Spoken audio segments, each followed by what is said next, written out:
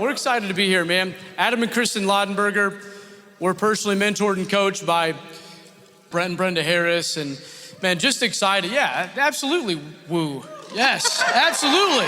It's amazing, man. No, this weekend's been such a blessing, and just the opportunity to speak is incredible. So we thank you for that time, Brent, and just trusting us. And we got some great things going on in business. Maybe we'll talk a little bit about it. A couple quick stories, because you know how I roll. We went over to Paul and Morgan's. Brent had some leaders over there, and it was awesome. And I get there, and Mariah was like, Adam, you want to go on a ride? And I got there early, apparently, because I'm like, dude, I don't even know if you know. I figured maybe check the cameras or something, but I was the first one there, dude. So I walk into Paul's house, and there's your dog. I don't know I don't know if this dog's gonna attack me or like say hello or what. But I walk in and there's the dog, and it's one of those freak out moments, you know what I mean? Like, wait, what should I do? Is this a guard dog or is it like a friendly dog? But anyway, it just came up and licked me, so we're cool, all right? And so I'm like, okay, we're good. I'm like, I wonder if Paul knows I'm here. Maybe he has one of them doorbell things. But anyway, so yeah, Mariah asked if I wanted to go a ride on whatever that ATV thing was. And I'm like, Paul, is this good? He's like, yeah, it's good. So I get in there, and we're just going through the yard at first, and Paul said this, he goes, Mariah, show him what's up or something like that. And I'm like, I don't know if I like that, So we're just driving through the yard at first, going like 10, 15, not a big deal. But then we go into the roads. I didn't know there was like roads around there. Like you get right from the yard to the roads. I guess it makes sense now. And but anyway, so long roads. And here's the thing, like, here's what flashed through my head. Is we get up to about 48, 49. We're cruising. And I'm going, so Mariah, how old are you now? And she's like 9. And I was just like, it's great, man. All right. Rock and roll. Like, can you get pulled over one of these things? I don't know if that officer would be too happy with me here, Anyway, but we were cruising. But I haven't told you this, Paul. This is so funny, man. This is awesome. This is how I know she's your daughter. Because she was in the zone, man. Just like an intense look on her face. And we're just going, and she's cruising. And then all of a sudden, she just goes, ugh! And I'm like, what's up, everything okay? She goes, I think there's a spider on my leg. Just like that, okay? And so I'm like, oh man, okay? I don't want to distract her though. So I'm like, okay, no big deal. And then she didn't say anything about it. So like a couple seconds, 5 seconds later, I'm like, do you mean like kill it or something? I was distracting her. And then she's like, no, I think it's gone. And just kept on her way. I'm like, man, this is cool. Like it just reminds me of Paul, man. Reminds me of Paul. Anyway, so I had to share that story, but we were safe, we were good. She's actually a really good driver. I was very impressed. Turn-in signals, complete stop, everything. You've trained her well, man. So, but here's the thing, we're gonna give a little message, but I do wanna build some hope for you guys, all right? Before you guys put that next picture up, I gotta set this one up really quick. Because here's the thing, we were goobers, big time, all right? We were weirdos. You would have looked at us and said, man, these guys are never gonna make it in the business, okay? So here's the point, man. We've come a long way. Go and throw that other picture up there. I'm done with the funny ones. This is, there you go. Go to the next one, please. That's Kristen's first conference. First conference. I had to basically drag her to it, but it worked out, right? Yeah, it worked out. That was my second conference, 100 Degree Summer Tour. Saw Courtney Wyatt speak that weekend. A bunch of other people speak that weekend that are friends of ours today. So really good stuff, really good stuff. But anyway, so we've come a long way though, haven't we? And anyway, my girls come a long way, and we got a little message for you, and we'll kind of roll from there. But hopefully we're building some hope for you guys. So here's my girl. Hey, awesome. I'm gonna bring it back. Adam will be funny again in a minute, where I'm gonna calm you down for a second. I mentioned it a little bit when I was talking about our dance moves, but we do have a 1-year-old at home. She's 15 months old, and she's at that point where she's like starting to mimic the things that we do. You make like a funny noise, she makes it back.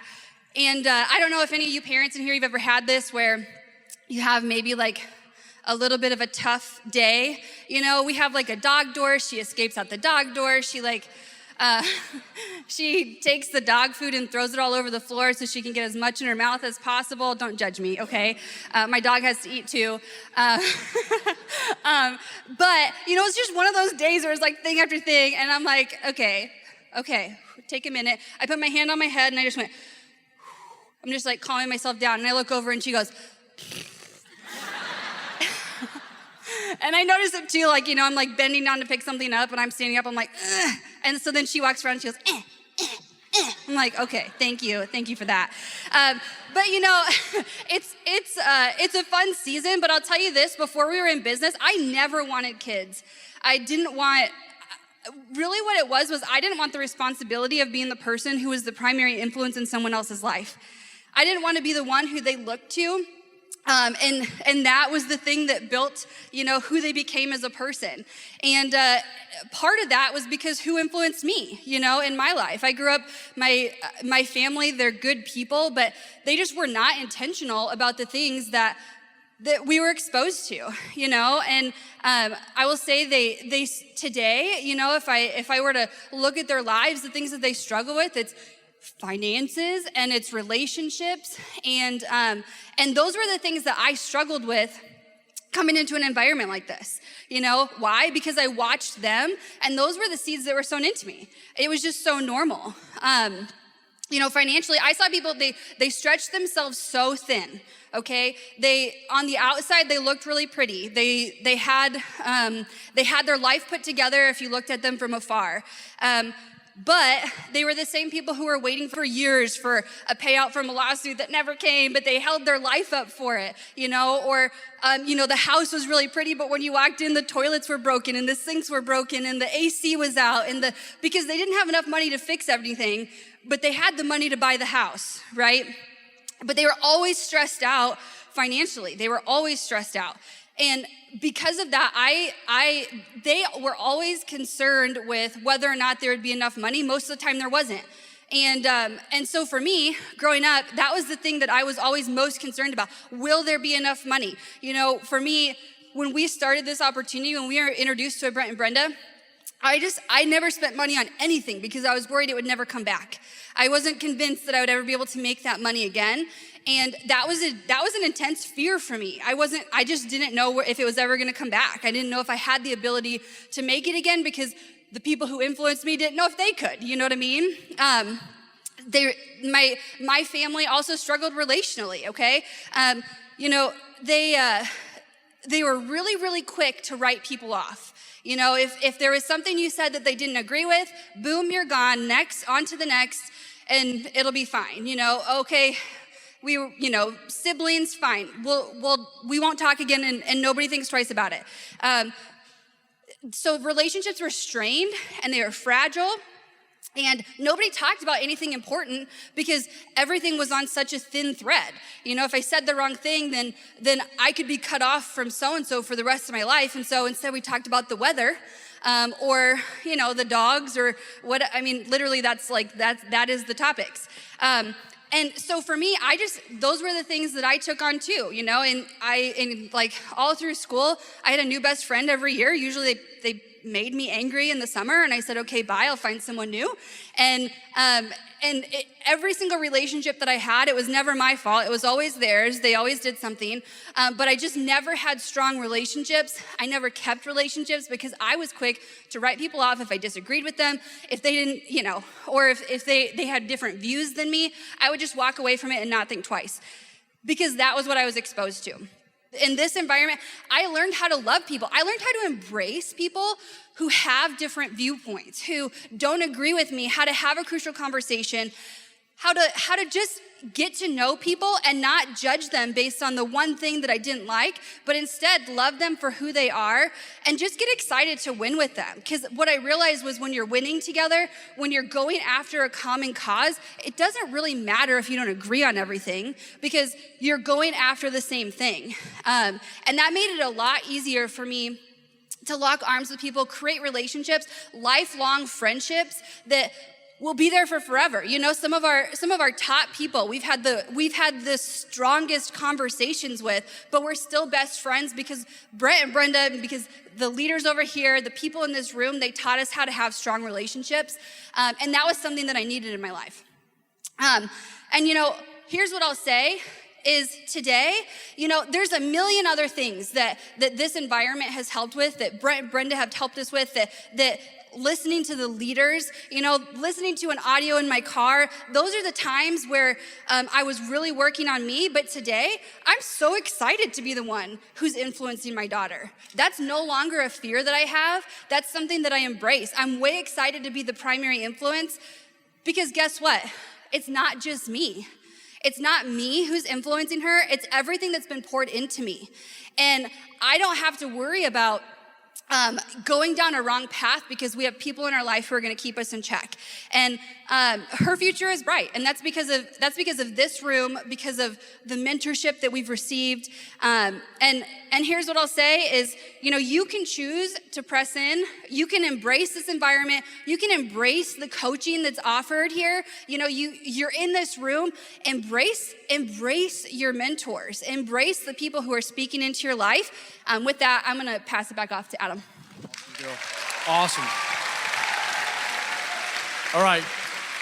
Well, I just want to start with a quick story. So there's a king and his friend, and they're just out hunting. Any hunters in the house?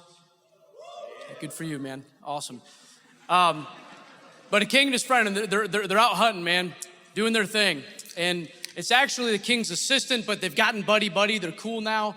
They go out hunting a lot. Anyway, so one day out hunting, what happens is his assistant loads up the gun, fires it, boom, blows the king's thumb clean off. Yeah, not good, right? So here's what happens. The friend goes, as is per usual for him, he goes, "This is good." And the king's like, "What do you mean this is good? You just blew my thumb off, man. What are you talking about? This is not good." And so because of that, king throws him in jail. Forget you, man. Well, he's sitting in jail for a year. So here's the thing. So the king goes out hunting again, but this time he's alone. He's by himself. He comes across a tribe of cannibals. And so as is per usual, the king goes, because, you know, he had a negative mindset, right? The friend had a positive one. But he goes, "This is not good." And sure enough, the cannibals grab him and they put him up on the stake and they got the fire going like it's about go time. Got some hungry people there. Kind of like me in the marketplace about 6:37 if I don't have my marketplace bar. I know you know what I'm talking about. So anyway, they're about to have some dinner. Here's what happens though. One of the cannibals that's tying him up is like, "Whoa, guys. He doesn't have a thumb. We can't eat people that aren't whole. That's against our tribal tradition." So they untie him and they're like, "Shucks McGucks," you know what I mean? Dang it. The one that got away.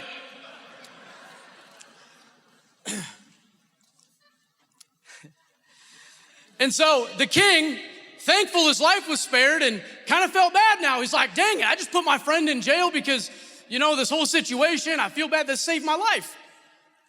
So he goes to the friend and says, "Dude, I'm getting you out of here. My bad, my beat, right?" And he goes, "The fact that I put you in jail for a whole year, this is not good." And the friend goes, No, this is good." And the king's like, "Dude, let it go. What do you mean? You always say that." And he's like, "Well, here's the thing. If I wasn't in here, I would have been with you, and I got a thumb."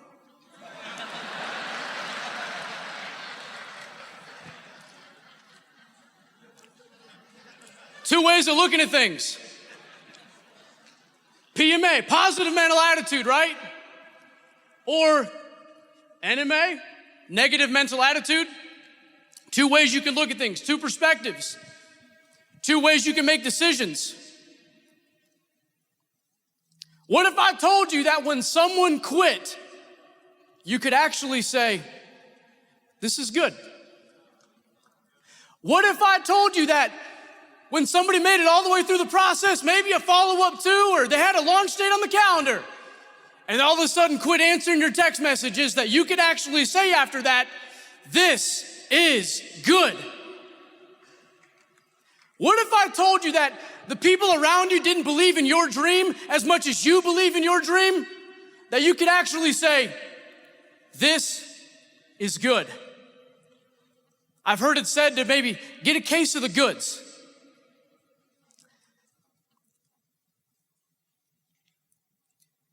See, here's the thing, when you're operating out of a fear-based belief system, you know, you have a negative mental attitude. See, I've learned in this business via books and audios and mentors that people have said, hey, you know, faith and fear are actually pretty darn similar. Both of them are believing in an outcome that hasn't yet happened. So which one do you subscribe to? Which one is your mindset preset to? Two ways you can look at things. See, and this was tough for me because I got mad about stuff, man. Like, anyone get mad building the business? I got mad about stuff. You know, I'd be in the marketplace like, hey man, I like your shirt. If they just ignore me, I'm just like, hey, I said I like your shirt.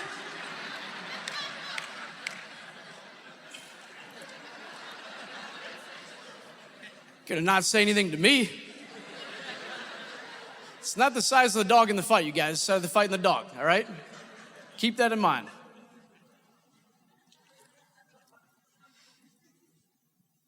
See, when you operate out of faith, everything is going to work for your good. This is good. In any situation. See, life, you can start saying, and man, write this down, man. Life happens for me, not to me. Life happens for me, not to me.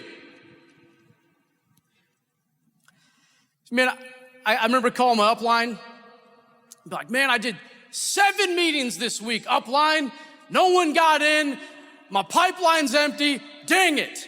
And they'd be like, Adam, that's great. That's awesome. You should be the most excited guy in the room. I'm like, shut your mouth. What are you talking about? I see the comp plan every week. There's circles on there. This will not lead to circles. What do you mean? This is good. PMA, man, PMA in the DNA. Oh man, this got me so mad for so long. But you know, thankfully we made some adjustments along the way. And you know, I remember calling this really sharp dude and you know, one of the chicken list guys that you know, your self-image isn't up to speed yet, so you kind of hold back calling them when really it's just, you know, insecurity. When you expose insecurity, you're exposing a false place that you're putting security. And, you know, I remember calling this guy, totally botched it, stuttered. It was no bueno, okay? And my upline was there, so it made me more nervous, and I got off the phone to go, no, Adam, that's great, man. You did great. I knew it was terrible. Like, he was lying. He's using people skills, okay? Which isn't not lying. I shouldn't say that. But no, man, that's awesome. Because look, now, how do you feel, man? Do you feel like $1 million?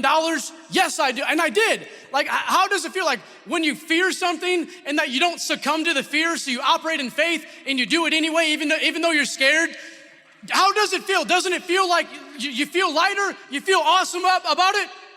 See, it's unfortunate because really the only way to conquer fear is this: continuous repetitive acts of courage. Continuous repetitive acts of courage, operating in faith, choosing to see something through that lens, not the fear-based lens, not the negative mental attitude. And the crazy, awesome part about it is it's a choice. Your attitude is a choice. Thank God I read books like A Master Key to Riches and found that out. Master Key to Riches. PMA, positive mental attitude. See, there's an enemy that hates your guts, enemy of average, enemy of comfort, adversary of a status quo that absolutely hates you, doesn't want you to succeed, and simply hates you only because, like Adam said, you're just attempting to operate by design and do something bigger than than just the status quo, just the average. So there's always gonna be resistance. There's always gonna be an enemy against you. Simply because you're here, trying to succeed, attempting to do something that is different than the masses.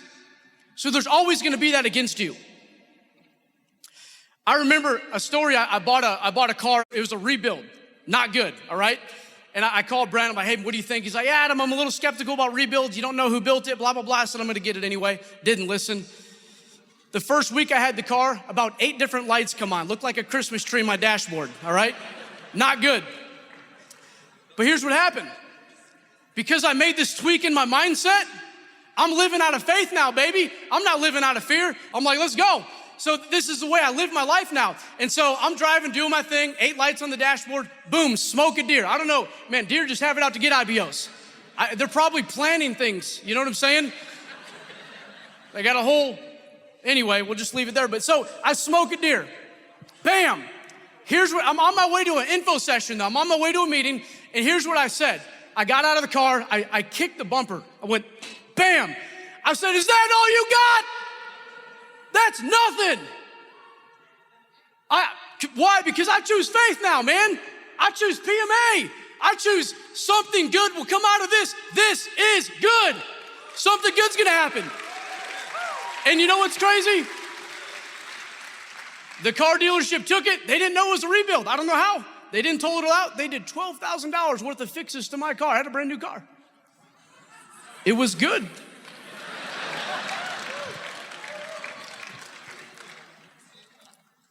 How about when my friends stopped asking me to hang out? This is good. It allowed me to evaluate my circle a little bit. It allowed me to evaluate the people I was running with. How about when my upline quit on me? Dude's the best man in my wedding. My other upline was the second groomsman. This is good. Now I get mentored by Brent Harris.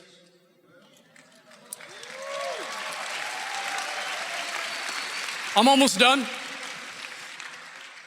I'm in the mall. I contact a couple. I'll save the story. It's a funny story, but I'll tell it another time because I don't have time. That couple went 2,500 in 4 months. I'm thinking, dude, let's go. Leg was growing out of control. I sit down with this couple, and they say, keep in mind, they had like 3 or 4 legs. They made $750 the month they quit.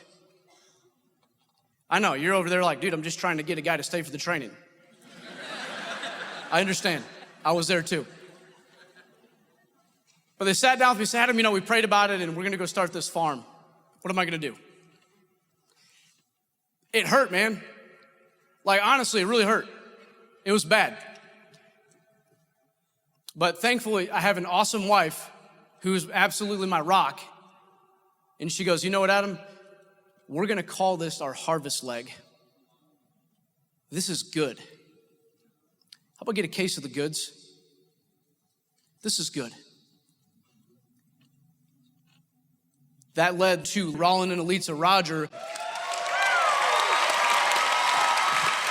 But see, here's the thing. Double-minded man's unstable in all his ways. Hard to bless a complaining attitude, man. Thankfully, we had the mindset that this is good. PMA is a choice. Faith is a choice. Operate that way. Thanks a lot, Harris team.